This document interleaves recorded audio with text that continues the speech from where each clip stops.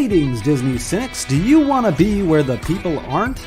Do you want to see them leaving? Do you want to be apart from their world? Well, carefully board your clammobile as we enter the mysterious fathoms of Navigating Disney, a Cynic's Guide. And now your host, a woman who's never been a guppy, Caitlin Owl. And we're back! Hi, everyone. Hello.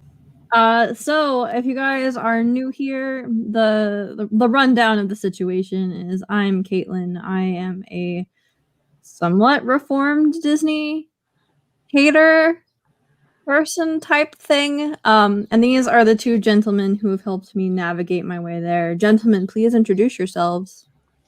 I'm Dan. I went on a vacation with Caitlin there. I'm Mark. I went on a vacation with no one. That's a little disrespectful to your wife. The kids, not so much. No, like they're kids. They don't exist till they're 18, right? Even though I'm pretty sure at least Emma could be watching. So, but with that, we have. It's been a few weeks. Things have been crazy. Thank you all of you who have been reaching out and kind of staying in touch with us. Whoa, there's been a lot of news, lots of news. So Dan, just kick it. Or Mark. Sorry, white men are hard. White men are hard to tell apart. I'm sorry. Are you saying we? And now, bringing you your Disney Cynic News. This is DCN. Dan, finish that thought. Saying, you're saying we look alike, Caitlin? I mean, look at us. Just because we both have shortish dark hair, glasses, beards. I mean, really.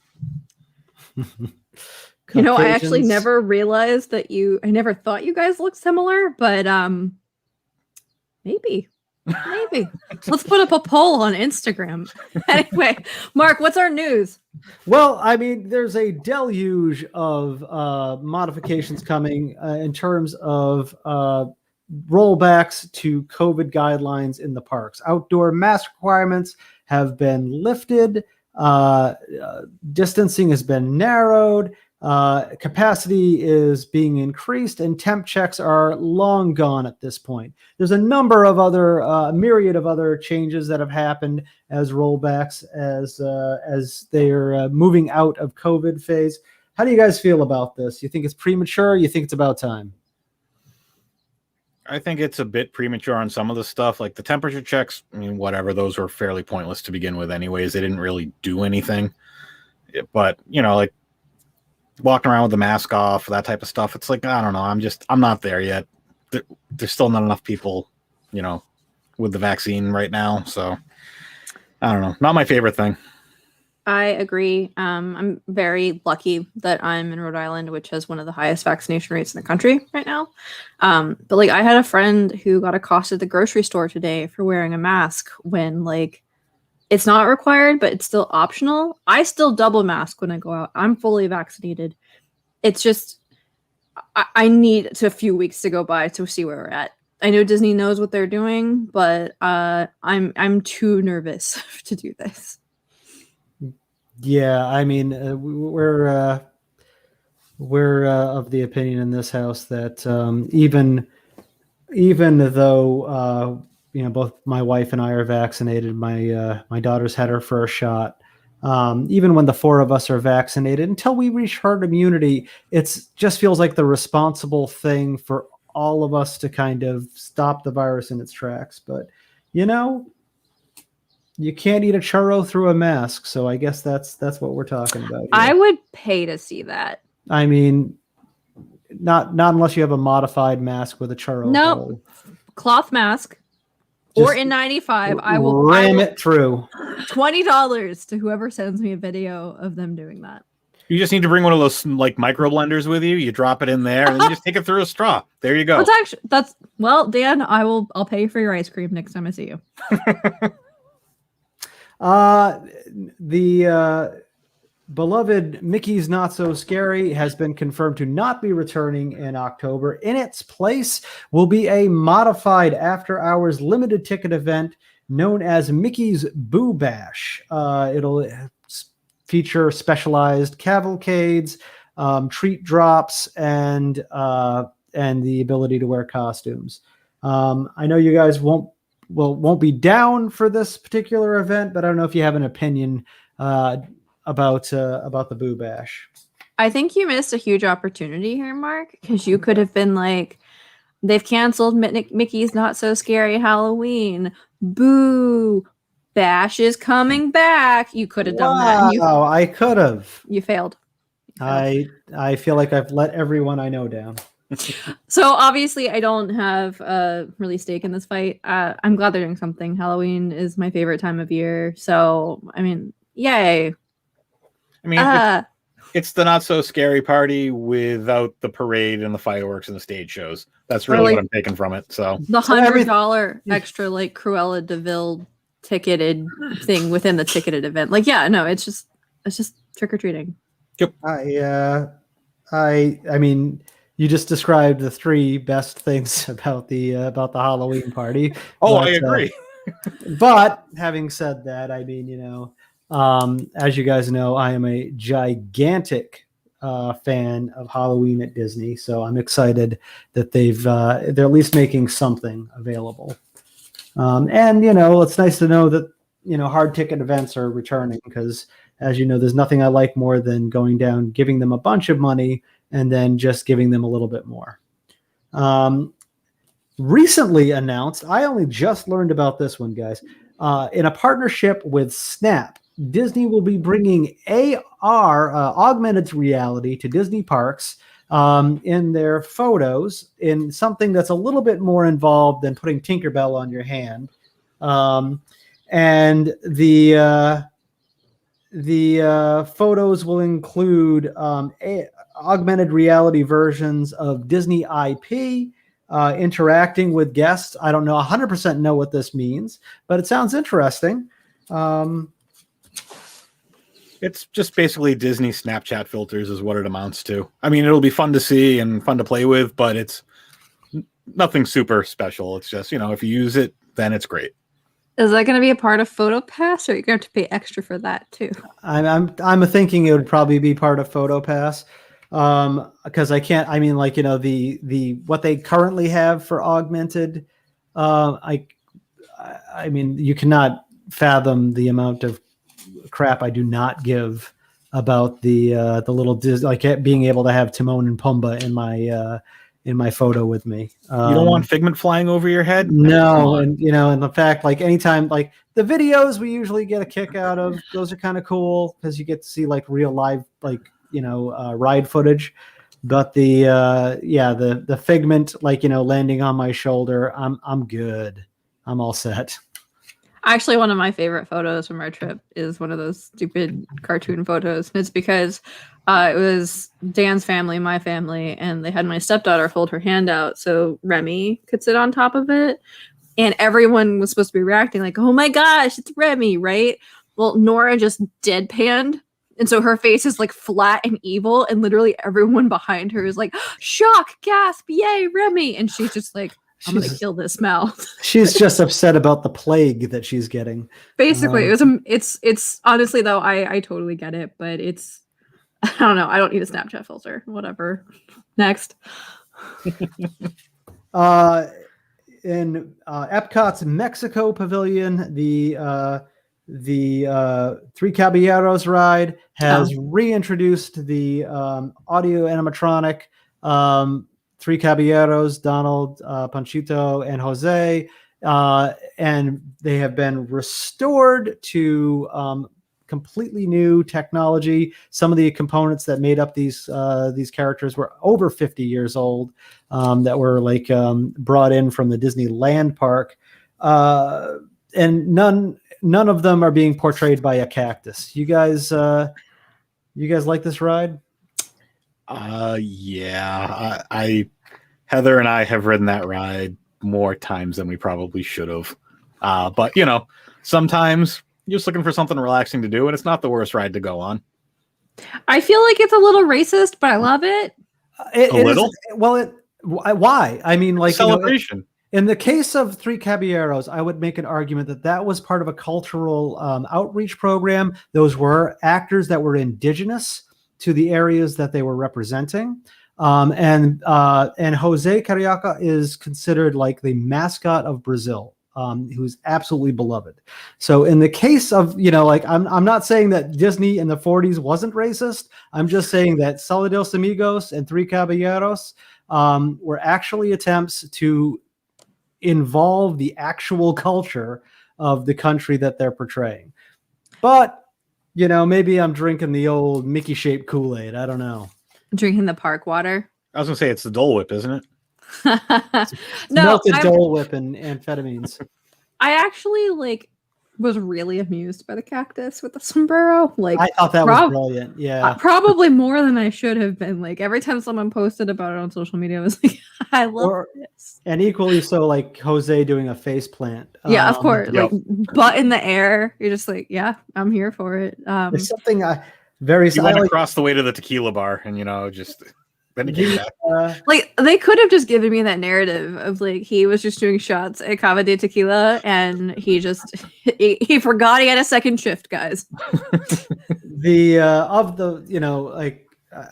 always find the audio animatronic fail videos just very kind of sad and depressing. All I see is millions of hours of research and artistry, doing a face plant or with its hand off, trying to sing about Big Bright Beautiful Tomorrow. Yeah, I actually saw on Twitter today there were a couple of people who are advocating well, now that they're back, can we please fix the animatronics for Carousel Progress? Coming in fall of 2022, the second most popular franchise that is initialed HP is coming to Disney Plus. Harry Potter's coming to Disney Plus? He's at second. That's what I mean. Sarah Jessica Parker and Kathy Najimy will be reprising their roles as the Sanderson sisters in Hocus Pocus 2. This is exciting.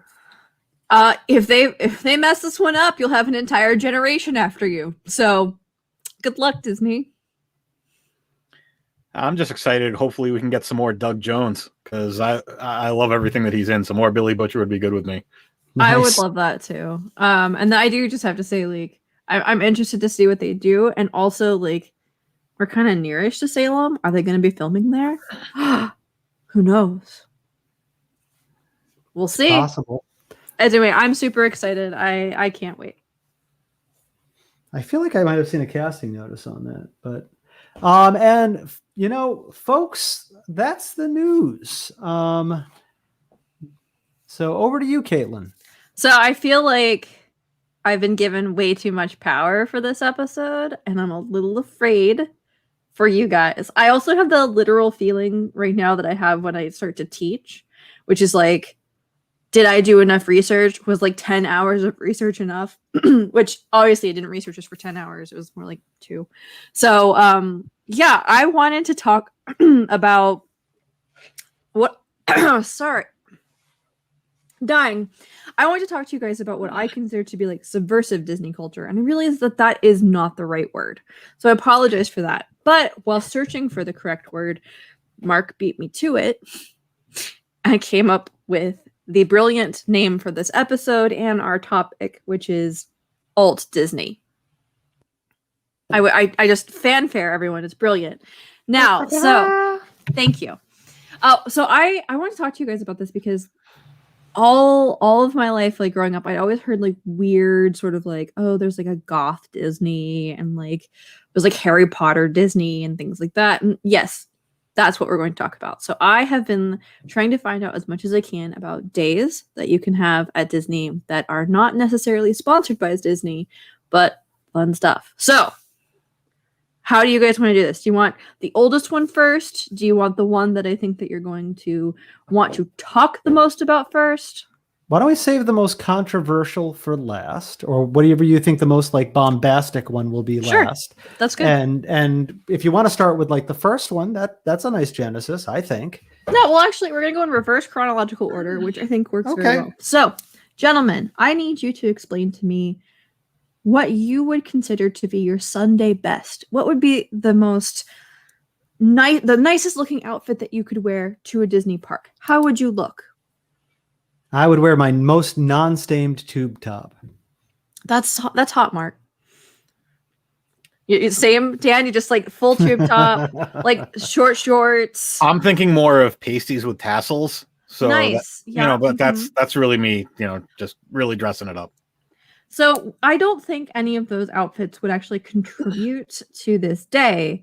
But if you wanted to dress up a little, you could call it Dapper, maybe. And so, of course, talking about, I think, one of the most famous alternative Disney days, and that is Dapper Days.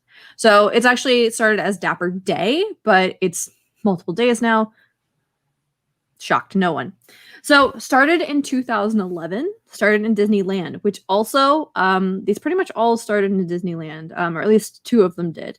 Dapper Days is international, and it actually happens twice a year at Disneyland and Disney World, which if Heather was listening, she could get totally excited about, because there is not just one in the spring, which is already passed. There is one in the fall. This year's dates are going to be November 20th and 21st. But Dapper Days is not just about like dressing up. So the artist, his name, I had to write it down.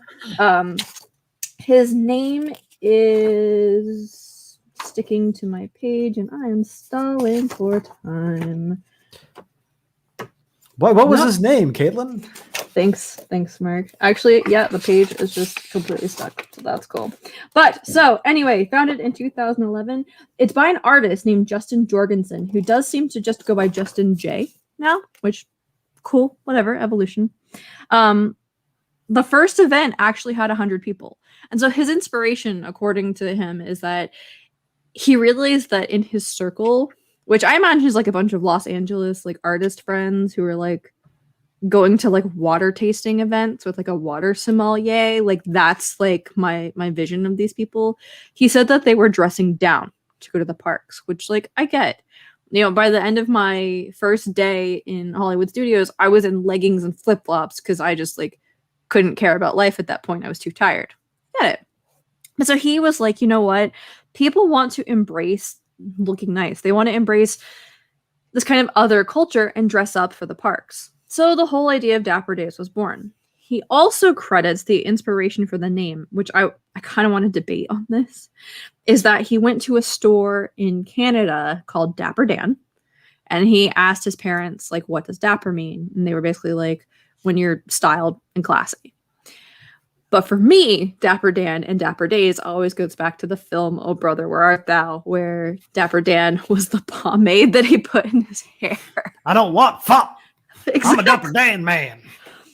And so, like, I'm never going to be able to leave that alone when it comes to Dapper Days. So if I ever go, that's I'm going to say that so much. It's going to be bad, actually. So I guess my only hot take here is that I find it impossible that Dapper Days at Disney is wholly unconnected in name and spirit to the Dapper Dans that are on Main Street when you enter the park and that are dressed, I will say, rather dapper. Yeah, pretty much. So according to this artist, no, sir. He said there may this have artist who doesn't want to get sued for copyright infringement. Yeah. I Amazing believe, parallel thinking. right. So I think Sure. he said that there was some Imagineering inspiration that came from Disney. But I actually don't know how long the Dapper Dans have been singing, but it's like, since the original park opening. There have been iterations of like either barbershop quartets that looked more like traditional barbershop quartets.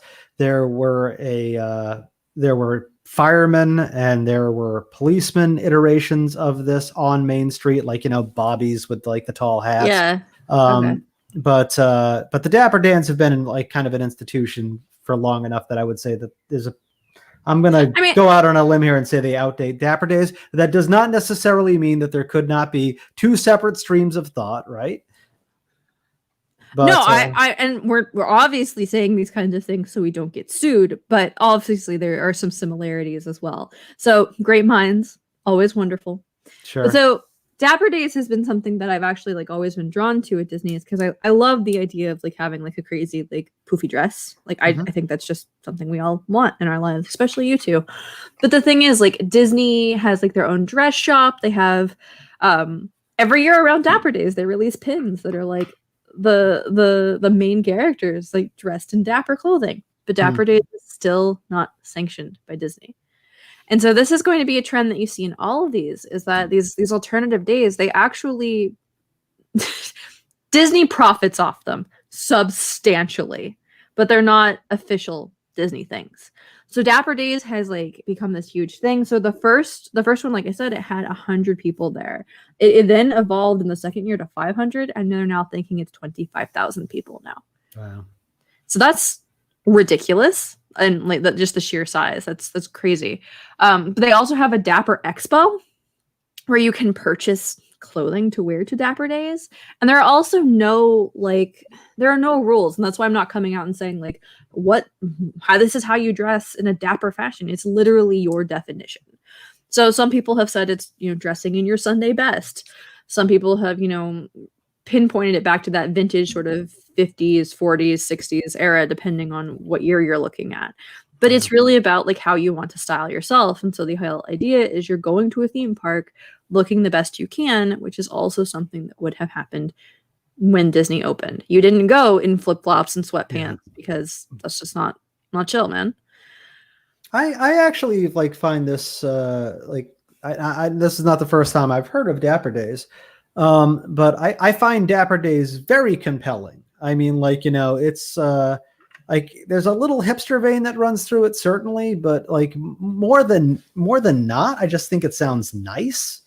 Like, if you're going to have like this special memory that you build with people that you care about, that you make it special in your wardrobe too. I mean, like sounds very similar to like what my family does with Bounding, or to the to the Mickey's Not So Scary to a certain extent. Like we put a lot of effort into it, and I just think it's kind of cool. And I'm actually somebody who's probably more inclined to like, I don't know, poo-poo certain elements of hip. I mean, I'm not here to yuck anybody's yum, but not for me, I guess would be the typical response. But this one, I could see like dressing smartly and going to the parks for a day. That sounds cool. I think out of the three, honestly, I would love to see your family do this, because I think you'd kill it. Like you would knock this out of the park. But I mean, honestly, like a part of me struggled with this one for a while, because there is a part of me that just inherently feels like a bad feminist for wanting to dress like this, because it's like the whole idea of like glorifying a housewife when it wasn't a great thing to glorify. But I will say, in looking at some of the images from Dapper Days, there are a lot of women who dress in suits. There is space for gender bending, or like traditional gender bending. And I realize like this really is about just how you look. So, go ahead, so that's why we're gonna go in the Dumb and Dumber tuxes, right? Just me. I will absolutely do that with you. I would do that in a second for Dapper Days. You're blue, right? And I'll do orange. That works for me. Yeah, but cool. I mean, even if you wanted to, I mean, like, I get what you're saying about like, certainly like, even Donna Reed wasn't Donna Reed, but I mean, like, I think that there's some, like, you can make a statement out of appropriating that or pastiching that. I mean, I'm not here to tell you, what's what, but I know I just, like for our Bounding, like, upcoming Bounding at a non-disclosed date, I did just buy my daughter like a nice A-line dress. So yeah, actually, like I have my Dapper Days dress, and I didn't even realize like what I was purchasing it for, but I bought a Haunted Mansion A-line that's like got a bodice, and on the bottom of it there are ghosts dancing. And like as I was like researching this, I was like, that's what I'm wearing to Dapper Days. Like I have a crinoline. Let's get this. So are the outfits typically also bounds? Do they usually also have a Disney theme to them, or are they typically just like dress nice, or is it like sometimes either or? It's dealer's choice. So I think that most of the photos that I've seen are not Bounding. But I really think that there's like such a space for it, because you are going to Disney. And I will say, one of the more interesting things has been seeing all the people who for Dapper Days went with masks. because they were all color coordinated in a way that I will never be able to organize in my entire life. Like, wow, I couldn't do that. So yeah, it was. I think this is really like, this is personal. This is you coming to a community dressing how you feel you want to dress, and I think that's why I love it. Is it's individual, but also being able to say like, this is me being my best.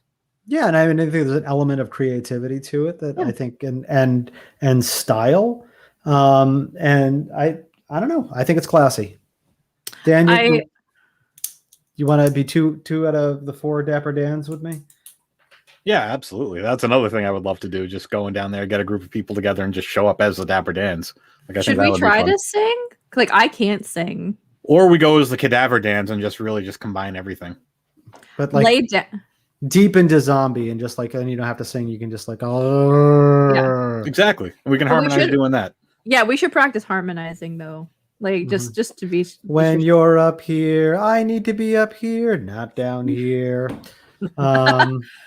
I do have to say, like, before I move on to my next one really cool thing about Dapper Days. So this did start in Disneyland. It has spread to Disney World. They also have in Disneyland Paris. Dapper Days Disneyland has actually partnered with a couple of museums now to bring fashion exhibits and also theater. So a couple of places that they have partnered with, there is the LA Opera, there is the Los Angeles County Museum of Art, and the Natural History Museum of Los Angeles. So there's this really interesting kind of like subculture of the subculture here that's been like, hey, we want to dress this way. In addition to that, we're going to bring awareness of like what fashion has meant throughout the years. And it was weird because when I first moved to Rhode Island, and we're very lucky to be near the Rhode Island School of Design's museum, which they bring in artists, contemporary and classic. And when I first moved here, they had something called the Dandy exhibit, and it was basically men's fashion. I remember just thinking like, I never would have thought this, and like here coming full circle, this is absolutely something that gets talked about, and absolutely something that I feel like isn't maybe given enough attention. It is not just dresses and crinolines. It's not just having, victory rolls. There's also attention being paid to the way men can feel good in their own clothing. And I really like that about this event. Dapper Days in November, you two? I mean, Mark's like, no, I don't know you people off the internet. I can know you off the internet. Just not at Disney. He's established that very, very clearly. Yeah. For those of you who don't know, you're not allowed to speak to Mark if you ever see him at Disney, I will unless you're in his family. I will give you what cast members who are friends of characters called the love and shove. It's a warm hug and then a move it along. It sounds dirty. I'm sorry. I'll accept it and we can move on. Fair enough. All right. So next one, and I have to tell you guys, this is the one I geeked out the most about, to the point where I talked with the founder on Twitter and then got so excited that I kind of ghosted them for a few days and then had to email them and apologize because I was so excited and / just can't believe I did that. I'm the worst. So Bats Day. Do you guys know what Bats Day is? I do not. I haven't heard of this one before. Bats Day is Goth Disneyland Day, and that's the name for it. Okay. It has been happening since 1999. So I love this so much because one of the biggest things that they say, like in their frequently asked questions, and this is the thing that I like glommed onto the most, it was like, Bats Day is not about dressing up. This is how we look all year round. And I was just like, oh, I love it. I've never been goth. I don't have that kind of commitment, but like this white t-shirt might be the most color I own. I've just always been drawn to darker colors. There are some goth bands that I love, but I'm not in that subculture. I love it. I respect it. I'm intimidated and giddy by it. And apparently starstruck. Who knew? But I totally love this. So like I said, 1999. They did cancel for this year. They're being very smart with COVID. So the next one will be happening May 8th, 2022. They're estimating that there was 10,000 guests who came in 2019. So this has become, again, like Dapper Days, it's become something bigger than the initial inception, right? So the first thought was, kind of like this podcast was started. It's this culture of people who identify as goth, and there's many different subclasses of goth. So please do not come at me, goth Twitter. I love you all and worship you. I'm scared of you as well because I will never be that cool. Anyway, one of the things that's happened is they've actually now have like Bats Day concerts and music festivals as well. They basically have just made this into a thing where you come with your community and your group of people. You dress the way you normally dress, and you celebrate being at Disneyland together. Yeah, I'm looking at some images, just like a really quick search, and it seems like there's, to your point, like goth can mean a lot of things, and it covers a wide swath of history too. But it looks like there's also like almost like a steampunk element that like folds into this. So there are steampunk subcultures in goth, but I think that that's also something that we might have people get upset about because I don't feel like the expert there. So I think steampunk might be something separate, but then you also have like goths who are steampunk, and that might be inclusive. But yes, that you can do steampunk as well. That's totally fine. Please know that we are acknowledging you and celebrating your truth. I'm a fan. It also kind of blends in with the Dapper Days a little bit too, depending on the variety of steampunk they're going for. Well, if in fact, but I mean, like, I think so far we have a like theme of like, self-expression that I think is pretty awesome. Absolutely. And that's why I love Bats Day, is because actually I found a quote. I stole this quote. I've got a citation for you guys because I'm super nerding it out here. But who could resist the fun? The gloomiest people in the universe. In the happiest place on earth.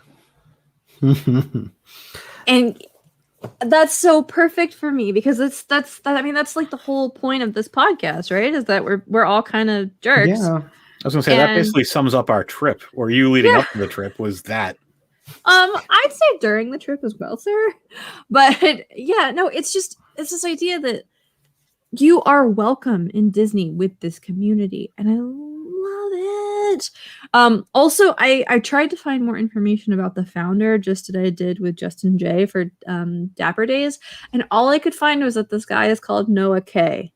No last name, anything like that. I don't really know why, but I love it. And the photos I found online, it's I love it. And they also like they're just about the spooky. They're about having fun. They absolutely have events outside of the parks. They have a store. They actually released a press release during COVID-19 and were like, yeah, we're not making any money right now. You can order from our store to help support us. And I love that. I really do. So Bats Day is kind of like low-key bucket list item for me now. Maybe kind of a big one. But I love this because it's allowing us to shine lights on a culture that probably doesn't feel welcome at Disney. Just saying. I mean, I don't know. Do you think that's really true, though? I mean, like, I don't think it's true now. I was gonna say, I feel like everybody's welcomed at Disney. As long as you're willing to pay, you're welcome. Well, I think that and get a temperature screening when they're asking for it. Well, yeah. They really should have asked that guy if he wanted it rectally instead. He would have stopped. Anyway, one of the things I really want to point out with this is that I think that when this was founded in 1999, it still wasn't exactly mainstream to know what goth was. And it probably still wasn't something that was it wasn't widely accepted. I mean, you go back to like Chick Tracks and things like this. This is something that was not celebrated. Like Hot Topic wasn't a thing, right? Like you couldn't find teenagers who were pretending to be goth. So being able to kind of create that community, and obviously goth has gone mainstream in a lot of different ways, but I think that being able to say that like there are Disney fans who don't care about the princesses, they're only there for Haunted Mansion. That was where the power came in. Well, and I like, and I mean, I think as long as you're being wholly respectful like to the other guests. And like, there's no reason to think that like, people who dress goth or like have, goth identifications are like going to like eat the children. I think that, I think that it's just kind of cool. And like, and honestly, I think it would be like something kind of awesome to see, like, several thousand, Wednesday Addamses coming down the street at you. I agree. I'm there for it. I love it. But if we want to talk controversial, we can actually skip to my next day. Let's do it. Yeah, so, surprisingly, not surprisingly, like choose which one it is for you. Gay Days.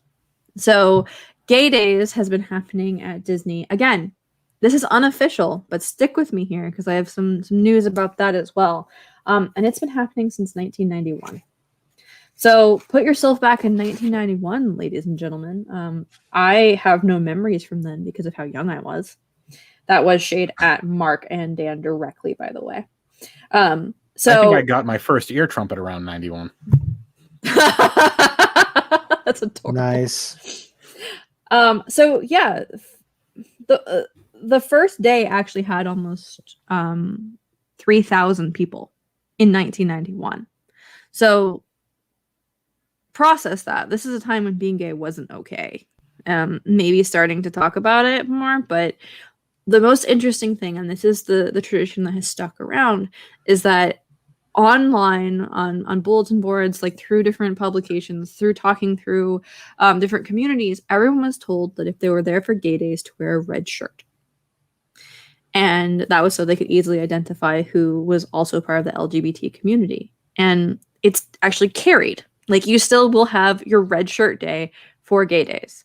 So Gay Days was initially Gay Day. It was one day, was done. But it spans multiple days. So here are some fun numbers for you all. That 300,000 in 1991, it's estimated it's over 180,000 now. That is at multiple parks now, but that's 180,000. This is bank for Disney. Yeah. Like the one thing that connects all three of these days is they tend to do basically convention style. So they're going to have a meeting somewhere. They actually go to local hotels that are not resort hotels, and they book out rooms. They get group discounts. They all have after parties and different events that you can go to. Though I will say Dapper Days actually does get discounted rates to Disney resorts, including all-star movies. Just throwing that out there for you guys. So I will say that the reason I brought this up next is because this has been the most controversial. So small list of boycotts for you all. The Southern Baptist Convention, the Florida Family Association. People were known to stand outside with signs basically saying that if you entered into Disney, you'd be faced with depravity. People went in to film anyone who was in the red shirts, trying to basically catch them in the act of doing something perverse. It was really messed up. So obviously it's not that bad anymore. You're still going to have a ton of people who are on the wrong side of history. I'm just going to go ahead and say it. Yeah, no, you got it. And I get it. Like, I get that you guys need to like feel your feelings about this, but this is another community that has not exactly felt like they've been welcomed in many spaces, celebrating their love of Disney. Yeah. Disney also has a Pride collection, which is why I'm looking around my area and I have totally lost it. But they have Pride pins, they have Pride shirts, they have Pride for the whole family. Obviously, it's usually their rainbow collection. They do rainbow ears, etc. I'm thrilled to announce, and I'll try to find it and post on social media because it's not at my desk. This year, for the first time, they actually did bisexual Pride pins. I am openly bisexual. Surprise to anyone who didn't know that. And so I bought myself one, and it was very exciting for me because it was me being able to like see Disney being like, hey, we see you guys too. And I love that. And that is the point of this celebration, is to have this inclusivity. So let's talk about gay days and when they are. So literally all over the world now. So you've got it in obviously Disneyland, Disney World, also in Paris at this point as well. And this is where kind of the lines begin to blur. Disney Paris began the Disneyland Paris Pride, which is an actual parade that happens in Disneyland. They started it, I believe, it was 2018 or 2019, and then immediately had to cancel because of the pandemic. That being said, it is coming back next year in 2022, and it is an officially approved event by Disney celebrating the LGBTQ plus community. That is good. Let's just bring it to Florida. Let's bring it into the deep south. Yes. What could go wrong? No, I mean, yes, absolutely. Yes, it should be in both American Disney parks. No question. We are a Disney family in this house. We are also a family with a kid who came out as bi in 2020. I cleared with her whether or not I could talk about this on the podcast, and she said yes. And we have some Disney Pride merch in the house. I'm very excited to learn that there's going to be some Disney bi merch coming our way. But yeah, I mean, Disney is long had kind of a starting in the 90s internally, especially in their creative divisions, has had a pretty snowballing presence of LGBTQ plus creatives. I mean, notably, like, I don't know if I won't say starting with, but like of note would be, Howard Ashman, who basically completely reshaped, with 2.5 movies, what this company was going to be on the go forward. So I think that it would be, and, to your point, on the bank front, get some of that sweet, sweet gay dollars. Why not? It's a, I'll let that slide. I mean, there is no logical reason to be on the wrong side of history. In fact, there's a lot of like cynical and cold reasons to be on the right side of history. If that's what you need. Controversial, I guess, but not for anybody, I think, sitting on screen right now, I hope, unless Dan wants to say something that's really going to surprise me. No, I mean, I will say that I inadvertently was there for an Epcot one. And how was that? It was a fun time. Like, it was just kind of heartwarming, honestly.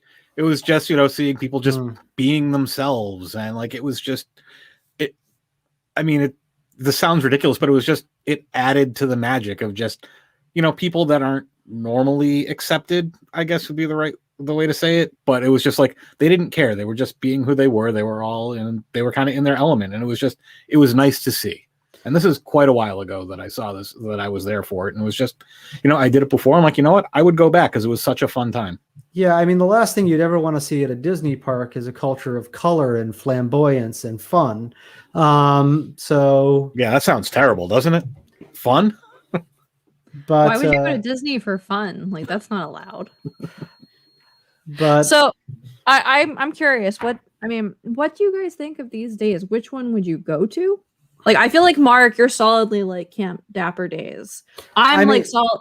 Go ahead. No, I mean, like, certainly, I mean, like, I could see myself as any one of these, to be honest with you. I mean, I kind of grew up in the era that predated, that was like the precursor. Grunge, I think, was sort of begot goth.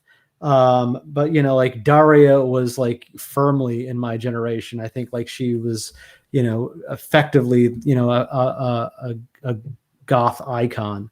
But in animated form. But having said that, like, yeah, I'm firmly a Dapper. Like I firmly see myself going into like a Dapper Days thing, or I could, easily see myself bringing my kid to a gay day, and I could also easily see my dad, going to a Disney park with me and wearing a red shirt and being very confused about what's going on around him and why he's being called a bear. So I mean I don't know. I growl a lot, I'm a grumpy guy, but I don't know how they know that. Is Mark an otter? Oh God. Yes. Polling the audience. Just let us know. Please vote now. No, I love that. Dan, talk to me about your experiences. Are you going to get dressed up in a suit and tie, or your tube top and ash shorts? I mean, absolutely. Dapper Days is, out of the three, that's more of one that, if I was going to dive into, that's the one I would dive into. All three of them sound fun in and of themselves. Like I said, I've been to one of them, but it's just another way to experience Disney, and it just kind of adds that little extra thing, and it kind of changes things up a little bit, which that's nice in and of itself too. Yeah, no, How about you, Caitlin? What would you be like most likely to identify with? All three. I will be honest with you all. Like my journey in being like honest about being bi has been very difficult for me, because like I've just struggled with it for like many years. Not like the actual feelings, but like how to talk about it. Because to me, everyone is bisexual, and when I realized that people were like actually heteronormative, I was like, huh. Do you only want the opposite sex? That's so hard for you. And gender has always been very fluid for me, so I just never thought I needed to be out about it. But the older I've gotten, and honestly, being in a heteronormative relationship, I've been very lucky because my husband's very supportive of me talking about how difficult that can be. And also, I've never really gotten to like party with the LGBT community because I've never felt like I really belonged, since I am straight facing, basically. Would love to actually have that experience. That would mean a lot to me. And I will say, because I told him I was going to say this, when I got home today from my office, Jesse, my husband, was like, so you're talking about gay days tonight, right? And I was like, yeah, I am. I'm really excited about it. There's a lot that I want to share. I think it means a lot. And he goes, is this the night that everyone finds out that I'm your beard? And I laughed for probably 5 minutes. It was great. I hope he's watching this somewhere, and he's just like, oh my God, I married her. The secret's out. Yeah, right. Bats Day has my heart. I don't know if I could actually go to it, because I just from how I acted talking to them, I'm gonna be very much like, hi, and then not make eye contact and run off. And I think I've been preparing for Dapper Days with my closet, possibly my whole life. I just never have a chance to wear that stuff anywhere, so I'm very excited. But one of the things I wanted to bring up with all three of these is, each one of them has additional components. So, we talked about the expo for Dapper Days. Gay Days also has an expo. Blocks of rooms, after parties. Gay Days has a pool party. Dapper Days is talking about having a car show. Like, there's literally something that allows you to be a part of the community. And I realized that this kind of sums up for me a lot of what Disney has been about. And one of the reasons why like this podcast has been great for me, because I realized that each one of these obviously has a lot in common when it comes to like format and how they're delivering their content. But the biggest thread here is that they're all being united within their cultures, which might be alt Disney, but because they love Disney, they want to share something that they have with their communities. I would argue that's still really hard to do.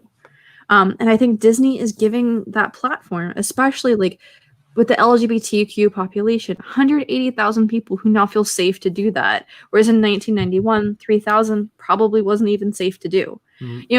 Being goth, again, that's something that has obviously been subversive. And I think there are still people in the South who like will tell you that you're worshiping the devil type stuff. Like, also a community that has managed to find themselves. In Dapper Days, there is unification through clothing and fashion and wanting to look your best for a reason. And I think each of these days is just truly stunning and truly beautiful because it gives a voice to people who might not really have had a chance to find their community or be a part of something bigger. And it brings that sprinkle of love for Disney on top. It's like the Tinkerbell cherry. Should not have said that. That was No, rude. that's Sorry. yeah, we'll just whistle past that. I ruined everything. I was doing really great up until that moment. Let me try again. It's like the pixie dust on top of the sundae. Any better? There you go. That's better. We really shouldn't took record me a these full- things live anymore. It took me a full beat to figure out that like you had said anything wrong, to be honest, and I'm still not sure you have. Okay, we'll leave it up to everyone out there. But what it comes down to is finding your community is hard. And within Disney, a lot of communities that would be considered alternative or not mainstream or have even faced prejudice have been able to find themselves. And that's pretty kick-ass. Yeah, definitely. Did I teach you guys anything? I didn't know that goth days were called Bat Days. Yeah, I didn't know that either. I knew Goth Days existed, but I didn't know that it went by Bats Day. Bats. BATS Day. Yes. And for those of you listening, please check all of these out. Websites, social media, they're all there. Just Google either Dapper Days, Bats Days, or Gay Days. And really, as these are out there, there are also other meetups that happened at Disney. I do want to say that this is not inclusive of all of them. Apparently, there is actually a Harry Potter Day at Disney where people, like, I guess, try to take over the parks as Harry Potter colors. Like, I get it, guys. Like, but you know, Universal did win that bidding war. Just given that honesty. So I'm happy to like talk more about those, but it's exciting to me to see like these main three and really just want to do them all, you know? You guys are like, no, Caitlin, No, we don't have enough no. money. Well, I don't have enough money. Absolutely not for all of that. I think there's Would a I do reason. them? Yes. I think there's a reason why they're like, you know, originated and you know, like reliably schedulable at Disneyland, which has a local focus, as Right. opposed to Disney World, which, you know, it's more of a con that you'd have to like, you know, make a plan to go to. But yeah, I'm for it, not against it. Well, I'm happy to bring you all together for that. And like I said, especially because we're about to hit Pride Month, for those of you who were a part of the LGBTQ plus community, check out Disney's Pride collection. It is not nearly as bad as some other collections I've seen out there. And there are some really wonderful pins. And then, of course, mark your calendars next year for Bats Day, May 8th. And Dapper Days is happening again in the fall. Again, that's November 20th and 21st. So if you're going to be in the parks, do it. Oh, I meant to say that is Walt Disney World's Dapper Days. I believe Disneyland is the weekend before. So lots of stuff to do. Just, you know, don't expect to be socially distant or wearing a mask by then. All right, gentlemen. Until next time. Until next time. Thank you to everyone who came out and listened today. I'm excited that I got to talk about something I was excited about. Little anticlimactic, of course, because they know everything. So I even learned stuff tonight as I was teaching them. So one day I'm just gonna be like, hey, did you guys know there's a secret vault under Epcot and I have the code and the world's ending in 10 seconds? And they're gonna be like, are you okay? Yeah, No, it's all it's living of the land. It's fine. Oh, right, yeah. No, so thanks everyone for joining. We will be back. I have had a few people reach out to me and ask when we do these lives. So we'll get a schedule up for you all, but typically we're around on Thursdays. You know, join us. We love you. Kind of. You kind of love us. So it's reciprocal. But with that, we're out. See you later.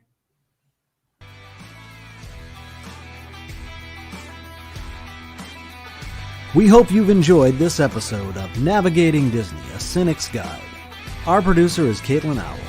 Our sound engineer is Mark Sheldon. Our show is hosted by Caitlin Owl and features Dan Maselli and Mark Sheldon. For additional information, blog posts, updates, and more, go to DisneyNavigators.com or follow us on Facebook.com/DisneyNavigators, Twitter @DisneyNav, and on Instagram @Disney_Navigators. Disney Navigators, a Cynics Guide, and all related media are not affiliated with the Walt Disney Company or any of its subsidiaries or affiliates. Thank you for listening, and we'll see you real soon.